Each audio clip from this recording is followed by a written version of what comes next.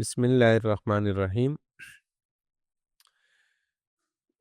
یہ سبب تالیف چل رہا تھا اور اس میں ہم یہاں تک آ گئے تھے کہ شیخ سعدی نے بتایا کہ میں نے کیوں عزلت اختیار کی، یعنی کیوں میں تنہائی پسند ہو گیا، گوشے میں بیٹھ گیا، تو وہ ہو گیا۔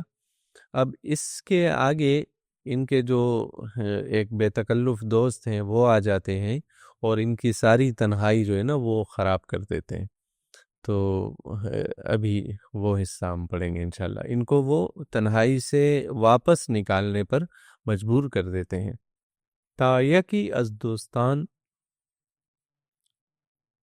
کہ میرے دوستوں میں سے ایک دوست کہ در کجاوا انیس من بودے، جو کجاوے میں یعنی ہودج میں، اور یعنی ہم آج کی زبان میں کہہ سکتے ہیں جو یعنی جو میرا ہم سفر ہوتا تھا، کیونکہ کجاوا کہتے ہیں نا وہ جو اونٹ کے اوپر رکھتے ہیں اور اس میں پھر لوگ بیٹھتے ہیں، تو اس سے مراد یہ ہے کہ در کجاوا انی سے من بودے، جو کجاوے میں میرا مونس ہوتا تھا اور میرا ہم نشین اور ہمدم ہوتا تھا، ودر حجرہ جلیس، اور کمرے میں وہ میرا ندیم ہوتا تھا، ہم مجلس ہوتا تھا، یعنی سفر اور حضر میں میرے ساتھ ہوتا تھا، یہ کہنا مراد ہے کہ سفر میں یعنی کجاوے میں بھی وہ میرا مونس ہے اور میرا ہمدم ہے، اور حجرے میں یعنی اپنے کمرے میں بھی وہ میرے ساتھ ہے، وہ میرا ہم نشین ہے۔ یہ بودے جو ہے اس میں جو یہ ہے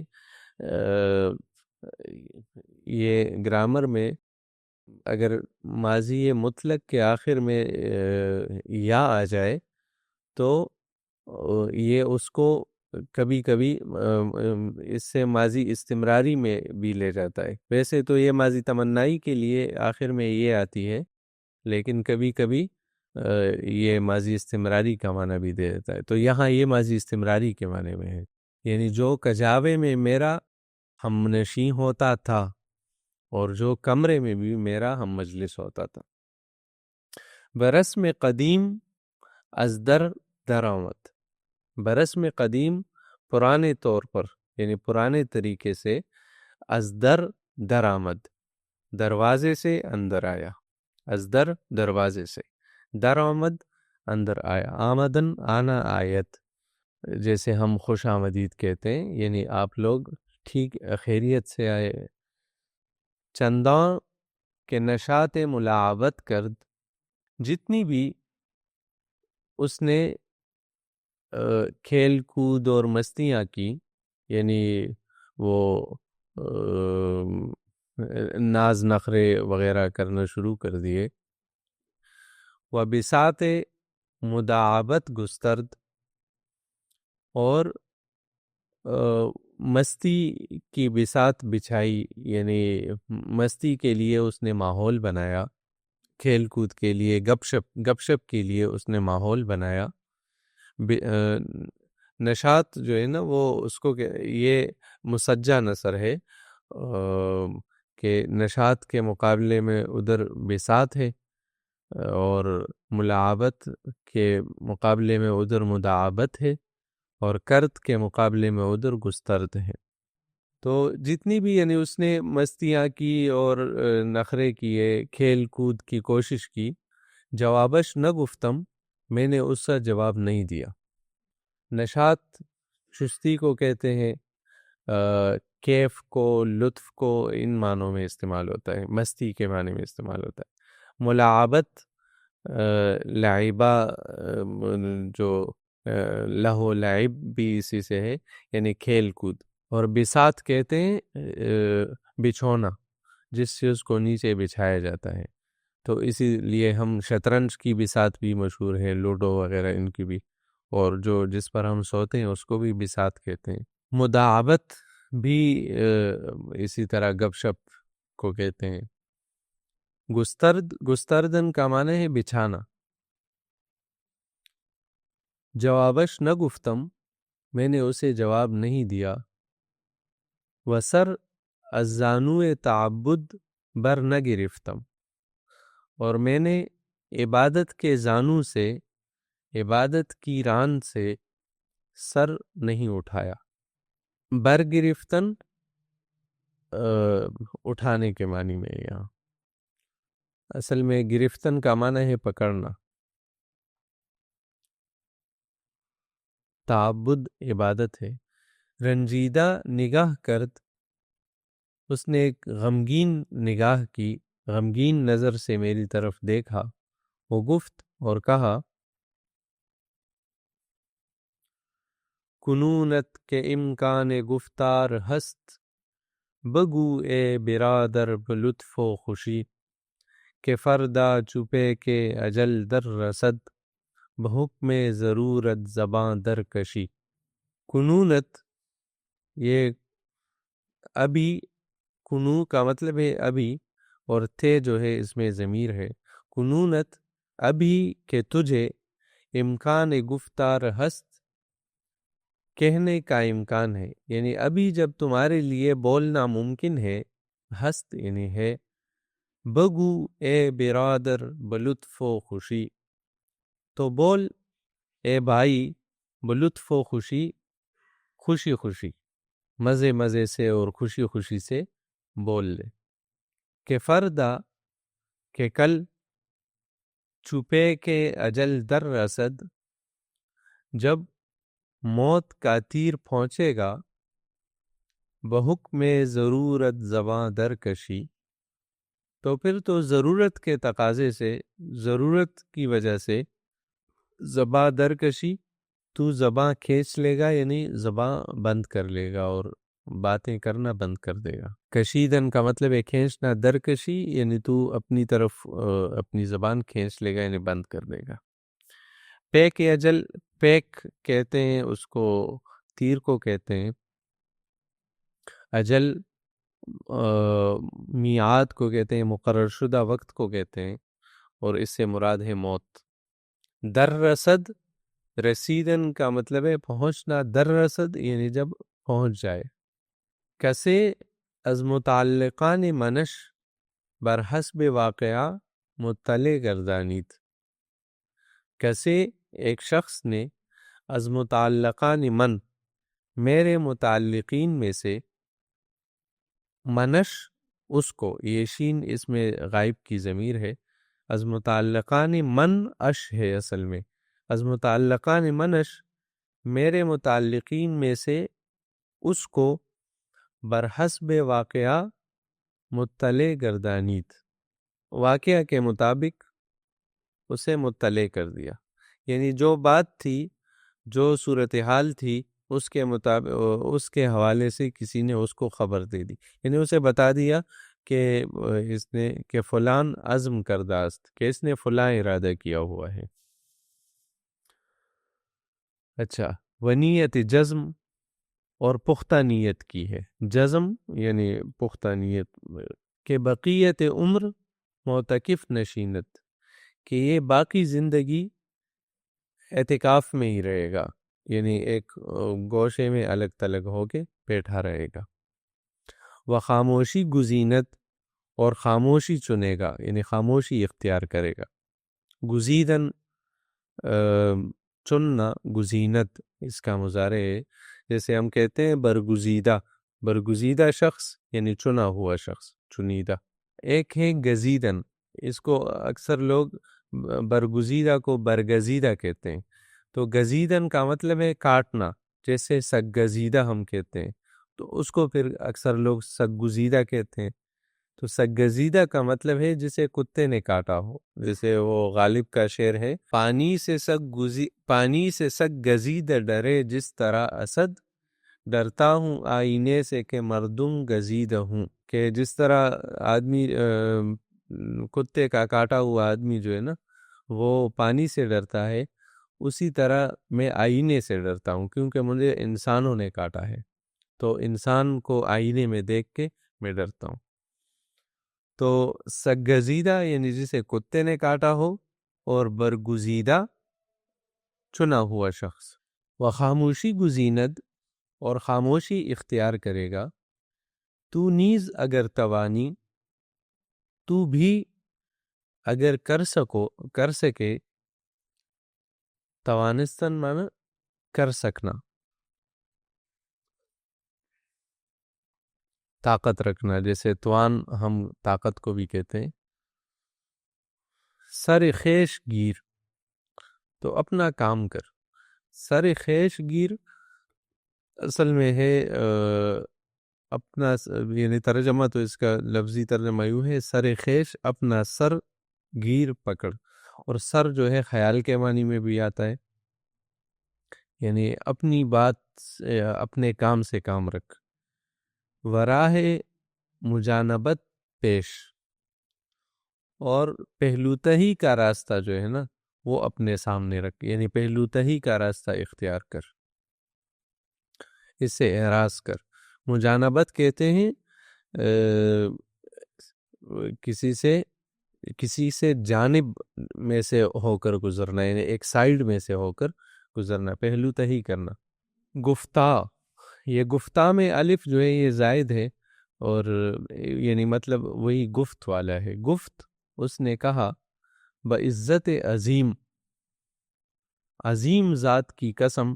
یہ یہاں قسم کے لیے، جس طرح عربی میں با اور تا قسم کے لیے آتی ہے، اسی طرح فارسی میں بھی با قسم کے لیے آتی ہے. بعزت عظیم، عظیم ذات کی قسم، یعنی اللہ کی عزت کی قسم. و صحبت قدیم، اور پرانی دوستی کی قسم. کہ دم بر نے آرم، کہ میں سانس نہیں لوں گا، سانس نہیں کھینچوں گا. و قدم بر نہ دارم، اور قدم نہیں اٹھاؤں گا. برداشتن اٹھانا، بردارد مضارع، تو بر نہ دارم یعنی نہیں اٹھاؤں گا.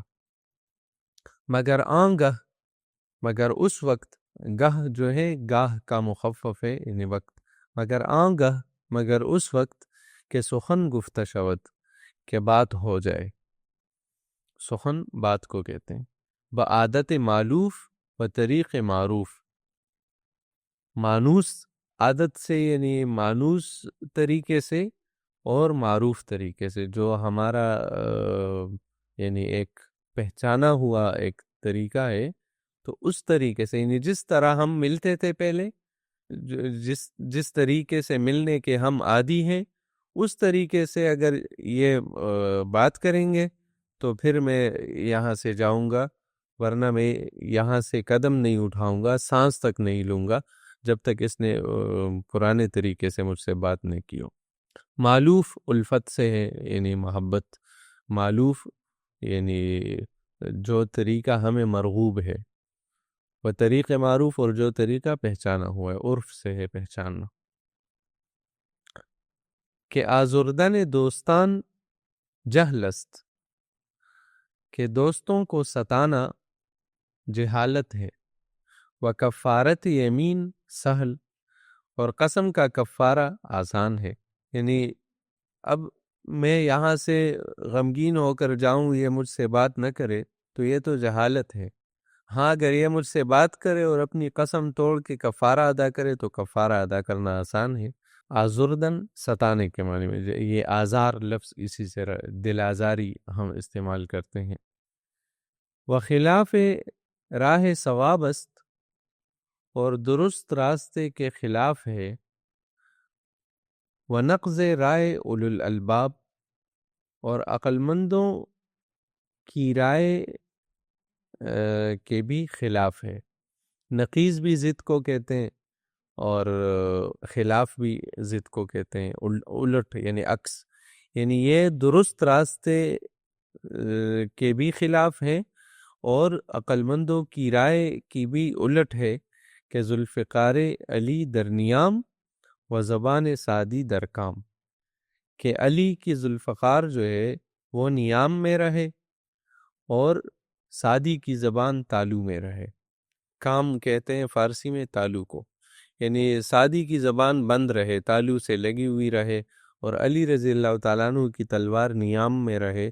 یہ تو عقل مندوں کی رائے کے خلاف ہے. عقل مندوں کی رائے اس کے برعکس ہے. وہ کہتے ہیں کہ علی کی تلوار کبھی نیام میں نہیں رہ سکتی اور سعدی کی زبان کبھی تالو پر نہیں رہ سکتی. تو مطلب یہ ہے کہ ان کے دوست نے ان کو راضی کرنے کے سارے ہتھ کنڈے جو ہے وہ آزمانے شروع کر دیے. ادھر ادھر کی مثالیں اور ضرب الامثال اور عقلی اور نقلی دلائل کے انبار لگا دیے. پھر اشعار بھی ہیں کہ زباں در دہان خرد مند چیست. منہ میں زبان کیا ہے اے عقل مند آدمی. زبان در دہان یعنی منہ میں زبان، اے خرد مند اے عقل مند آدمی، چیز کیا ہے، یعنی یہ جو منہ میں زبان ہے یہ کیا ہے. دہان منہ کو کہتے ہیں اور اس کا مخفف دہن استعمال ہوتا ہے. خیرت عقل کو کہتے ہیں. شاعری میں اس کا جو ہے اس کی ضد جو ہے وہ جنون ہے. جنون اور خیرت اور جنون، یہ چیز جو ہے یہ اصل میں ہے چھ است کا مجموعہ. چھ است یعنی کیا ہے. کلید درے گنج صاحب ہنر، یہ ہنرمند آدمی، صاحب ہنر آدمی کے خزانے کے دروازے کی چابی ہے. یعنی جو باہنر شخص ہو تو اس کے ہنر کا جو خزانہ ہے، اس خزانے کے دروازے کی چابی جو ہے وہ یہ زبان ہے. یعنی اس کے دل میں، اس کے دماغ میں جو علم ہے تو اس علم تک رسائی جو ہوتی ہے وہ زبان کے ذریعے سے ہوتی ہے. وہ زبان سے اپنے علم کا اظہار کرتا ہے. کلید چابی کو کہتے ہیں، در دروازے کو، گنج خزانے کو کہتے ہیں، اور وہ ہے صاحب ہنر یعنی ہنرمند آدمی. یہ فارسی میں یہ قاعدہ ہے کہ صاحب لفظ اگر کسی اور لفظ کی طرف مضاف ہو جائے تو اس پر کسرہ نہیں آتا. جیسے صاحب دل نہیں کہتے ہم، صاحب دل کہتے ہیں. اس طرح صاحب ہنر کہتے ہیں. تو یہاں شعر میں بھی صاحب ہنر باندھا گیا ہے. چودر بست باشد، جب دروازہ بند ہو، در یعنی جب دروازہ، بستہ باشد بند ہو، چی دانت کسی، تو کیا جانے گا کوئی شخص. چی دانت، دانستن، جاننا، دانت مضارع. یہ دانش لفظ جو ہم استعمال کرتے ہیں یعنی جاننا، علم. چی دانت کسی، کیا جانے گا کوئی شخص کہ جوہر فروش است یا پی لور، کہ وہ جوہر فروش ہے یعنی موتیوں کا کاروبار کرنے والا ہے، یا پی لور یا کوئی کپڑے وپڑے کا اور دیگر چیزوں کی تجارت کرنے والا ہے. پیلور بزاز کو کہتے ہیں، یعنی جو ریشم اور کپڑا بیچتا ہوں. بستہ باشد، بستن کا مطلب ہے باندھنا. تو فارسی میں بند کے لیے بندھا ہوا ہونے کی تعبیر استعمال ہوتی ہے. ہم پشتو میں بھی کہتے ہیں کہ دروازہ پرانیزا، یعنی دروازے کو دروازہ تڑلیدہ یعنی بندھا ہوا ہے.